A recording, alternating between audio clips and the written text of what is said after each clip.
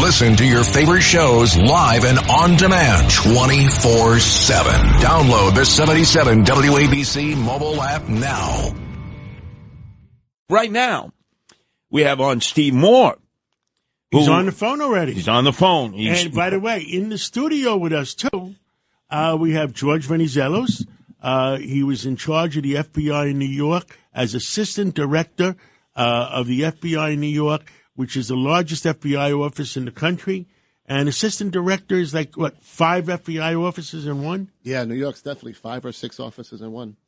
Welcome to the studio. Thank you. And I love the show. I hope you teach Curtis what the truth is about the FBI. I don't know what I could teach Curtis, but I could give the other side of the story. Absolutely. No, it'll be a good discussion that we have. It will.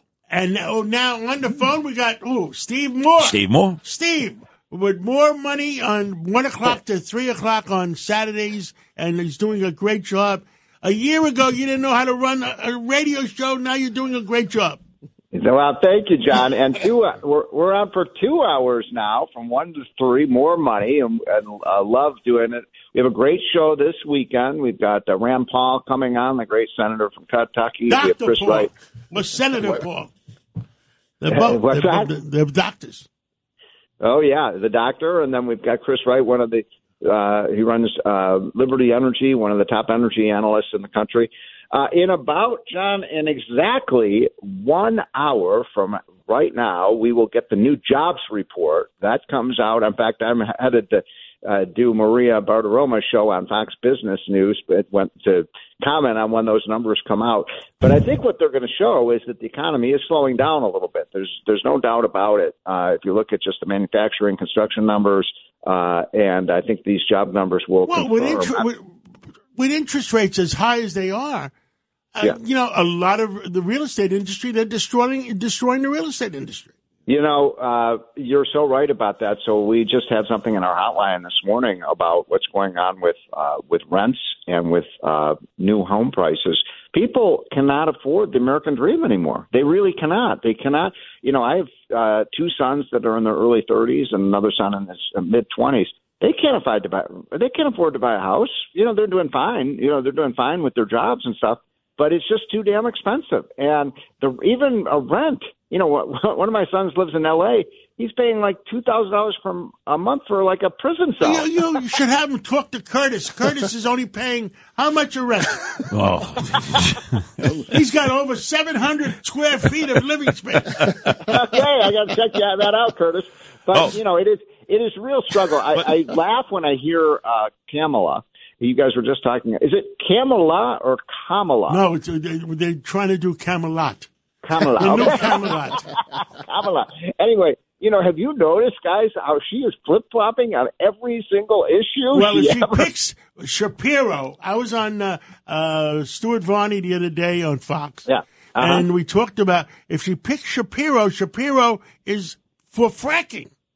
And Kamala has always been against fracking. Oppose it. So how are they going to fix that? Janine Pirro here for Colonial Metals Group. Colonial Metals Group helps Americans protect their future with the most trusted store of wealth in human history, physical gold and silver. If you're retiring or retired, go to colonialmetalsgroup.com/Pirro for your free Janine Pirro Colonial Metals Group Retirement Protection Kit, or call 800-965-8004. 800-965-8004 now to receive a free home safe and up to $7,500 in free silver. She was opposed to it before she was for it, as with so many issues. I mean, almost every issue that she spoke out on when she ran for president. People forget she ran for president in 2020 against Joe Biden, and the party hacks basically said, no, it's not going to be Kamala and Bernie. They're way too liberal. We're going to pick Joe Biden. But she came out for a single-payer health care system, so that means government would run the whole health care system. She came out against fracking. She said, we got it on tape. That's the other thing. She said, I was never against fracking. Well, we got you on tape saying in the debate that you were against fracking. Her positions are, she wants to get rid of she wants to pack the Supreme Court. She wants to get rid of the filibuster, which is one of the safeguards in the Senate to, quote, protect our democracy. I mean, I could go on and on about these crazy positions. that she has had. Did you know, guys, that she had, when she was in the United States Senate, she had a more liberal voting record than both Elizabeth Warren and Bernie Sanders? I mean, how do you do that? How is that possible? I know. I wouldn't. I think you need if you want to try to get to the left of Bernie Sanders, you're going to need a crowbar to do it. There's not a lot of room there. But, Steve, just like in life, nothing is ever a first. So for Kamala Harris, she has followed the Fetterman trail. Remember, Fetterman is engaged with Dr. Oz.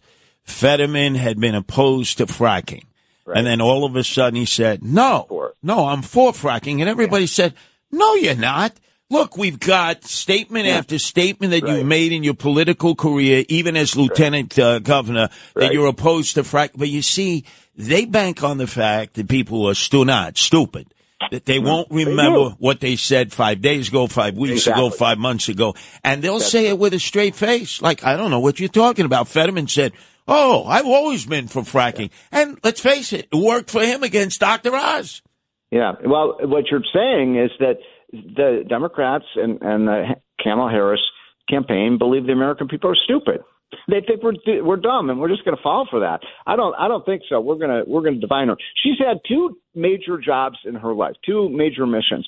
First, she was Attorney General for California. That means she was the top law enforcement official in the entire state of California. And when she was in that position, crime went through the roof in California. So sorry, you get an F for that, Kamala. Then, of course, as you guys know, although they're denying this too, they're denying that she was ever the, quote, border czar, but she was certainly in charge of the border. That was one of the first things Biden announced. And we had the worst border situation in the history of the country. So how could you put someone like that in charge of America's national defense and our national security? Well, you wave a wand, Steve Moore, and now she was never the czarina of the board. Never. Oh, they erased it. They eliminated. Google took it off. You can't. If you Google, I'm going to try to Google it right on my computer here. Who is doesn't even come up. Look, the Trump attempted assassination should be number one on Google. Judge Weinberg. Removed it. Judge Weinberg did a story about how who was it? George Stalin or in Russia, Stalin. They used to erase people off of pictures. Yeah, Stalin. As if they didn't exist. Yeah, gone. They do a purge, and all of a sudden you didn't exist. And the guy walked in, one of the Jews that was in the picture, says, "Here's the original picture. I'm there." Oh, no, you weren't there, sir. But also, Steve Moore. What you're talking about is called rewriting history. And they, again, the question is whether the American people are dumb enough to fall for this. Is Google and AI going to rewrite history and we won't even know it? Because they'll end up burning the Encyclopedia Britannica. Yeah, that's scary. Well, the one thing is about Kamala, though, we have her on tape. We have her on tape saying these things, so you're going to have a hard time denying that when we have her both on audio and video saying these things like, "Oh, we got to get rid of any private sector involvement in healthcare. We have to get rid of fracking." By the way, John, you're an oil and gas guy. I don't even think that Kamala even knows what fracking is.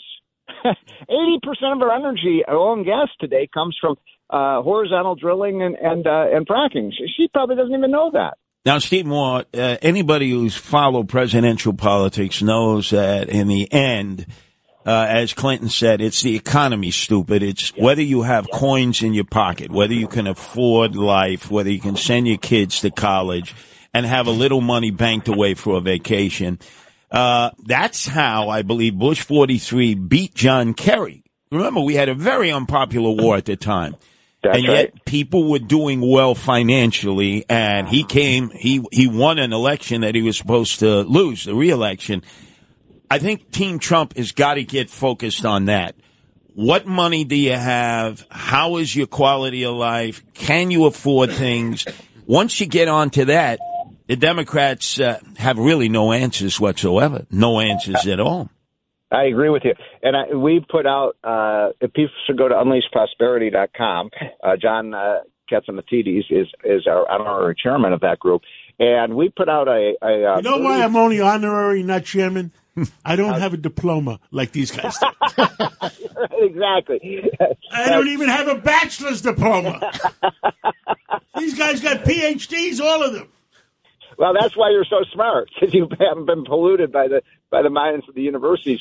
But my point is, I want people to go to unleashprosperity.com, pull down our 30-page chart book where what we do is compare side by side Trump's performance on the economy versus the Biden-Kamala Harris performance. And you know what you find?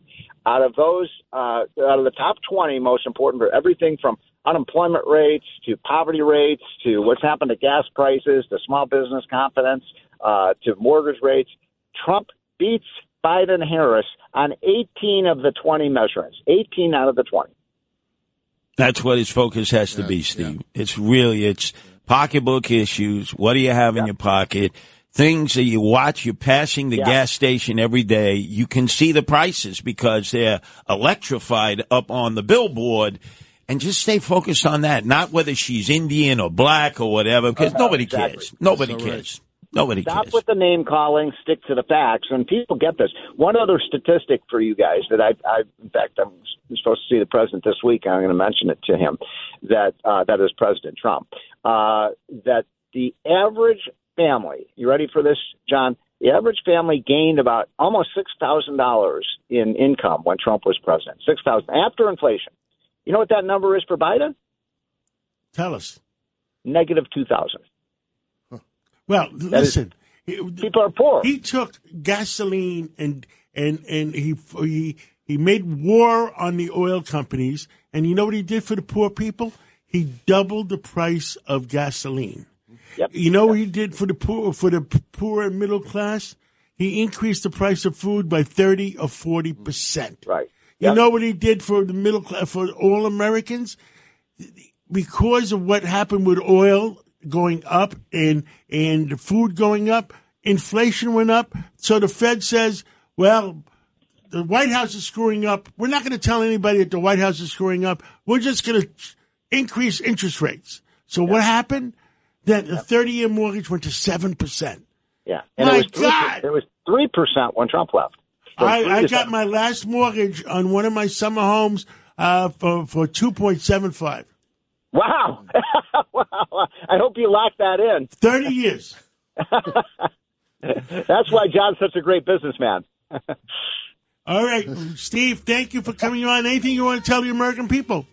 Okay. Tomorrow, 1 to 3, more money. You got it. Okay. Janine Pirro here for Colonial Metals Group. Colonial Metals Group helps Americans protect their future with the most trusted store of wealth in human history, physical gold and silver. If you're retiring or retired, go to colonialmetalsgroup.com/Pirro for your free Janine Pirro Colonial Metals Group Retirement Protection Kit, or call 800-965-8004. 800-965-8004 now to receive a free home safe and up to $7,500 in free silver.